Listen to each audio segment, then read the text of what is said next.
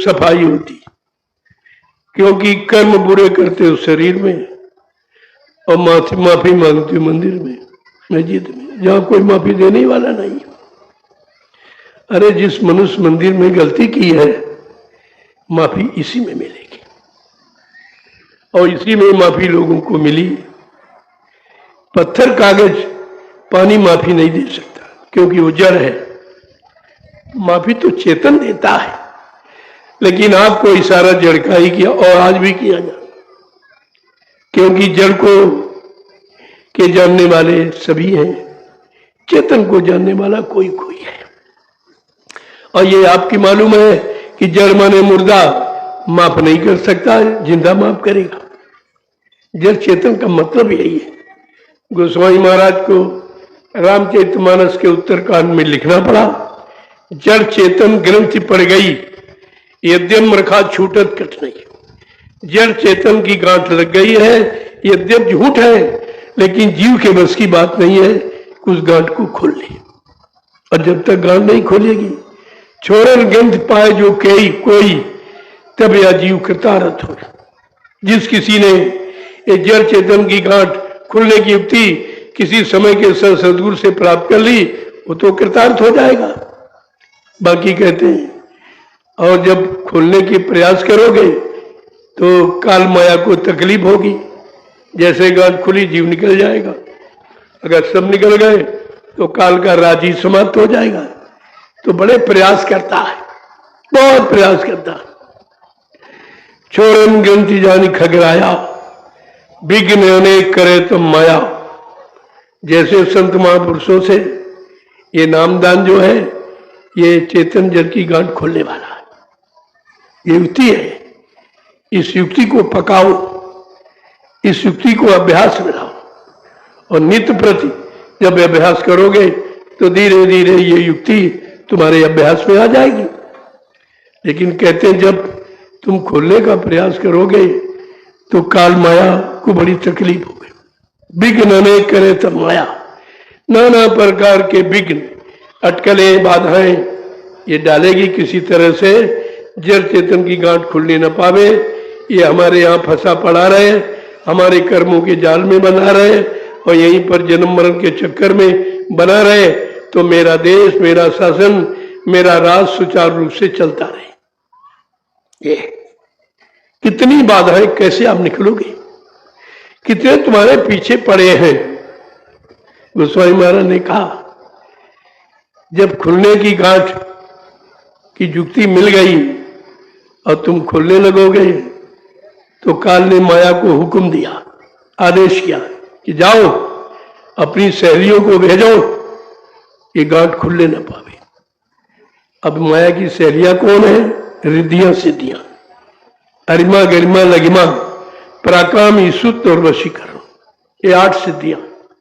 इनको आदेश देता कि जाओ किसी तरह से इनको बहका के भरमा के रखो। लेकिन गोस्वामी जी महाराज क्या लिखते हैं? कल बल छल कर जाए समीपा, अंचल बात बुझा में दीपा। ये कल यानी प्रपंच, छल कपट, लोभ लालच तरह तरह का देके किसी तरह से तुमको उस मार्ग से हटा देंगे। ये गांठ खुलने न पावे, ये सदगुरु की शरण में जाने न पावे, उनके वचनों को सुनने न पावे, उनके द्वारा दी हुई नाम की युक्ति की कमाई करने न पावे। लेकिन गोस्वामी महाराज लिखते हैं, फिर बचेगा कौन? होए बुद्धि जो परम सयानी, तिन तन चितम न अनिहित जानी। अगर सत्संग वचनों को सुनकर, सदगुरु के वचनों को मानकर, उनके आदेश हुक्म पर चलकर अगर उसकी बुद्धि परिपक्व हो गई है, विवेकशील हो गई है, तो वो जीव बच जाता है। वो उनकी उसकी तरफ देखता भी नहीं, वो जानता है कि ये बहकाने भरवाने वाले हैं। वो बचते हैं। होए बुद्धि जो परम सयानी, तिन तन चितम न अनिहित जानी। तो ये सत्संग आपकी बुद्धि को सियाना बनाता है, पैनी बनाता है, इतनी धार बन जाए कि काल के हर लोभ लालच को काट दे, हर बहकावे भरमावे को यानी काट के खत्म कर दे। लेकिन जब सत्संग सुनोगे तब तो कहते हर घट में परमात्मा की जीवात्मा है, सब घट में बात है। जब सर घट में परमात्मा की जीवात्मा बैठी तो तुम्हारी जात पात कहाँ चली गई? अगर जात पात होती तो जीवात्मा को अलग अलग बैठाला जाता, अलग बैठाला जाता। कहते नहीं, ये जात पात तुमने शरीर में जोड़ी है और जीवात्मा शरीर के अंदर बैठी। अंदर में कोई जात पात है नहीं, अंदर में कोई ऊंची नीच है नहीं, अंदर में कोई पढ़ा लिखा अनपढ़ नहीं है, अंदर में कोई हिंदू मुसलमान नहीं है, अंदर में कोई स्त्री पुरुष भी नहीं है। ये बाहर है। ये काल माया का दांव है कि उसने आपको बाहर में फंसा दिया। अगर अंतर मुखी जानकारी देने वाले सत्संग मिल जाते तो बाहर को आप बिल्कुल पकड़ते ही नहीं, क्योंकि बाहर तो धोखा है, सब धोखे में आप फंसते नहीं। लेकिन उसने ऐसी चाल तो बाहर के धोखे में फंसा दिया। तुम शरीर में फंस गए, शरीर के रंगरूप में फंस गए, शरीर के रोगों में फंस गए, शरीर के सामानों में फंस गए और ये नहीं सोचा ये तो शरीर के साथ एक दिन शरीर समाप्त हो जाएगा, ये सब मसाला खत्म होगा। तो तुमने क्या खत्म होने के लिए सब कराया था? तुमको चाहिए वो मसाला, वो सामान तैयार करो जो तुम्हारे साथ तुम्हारे काम आएगा।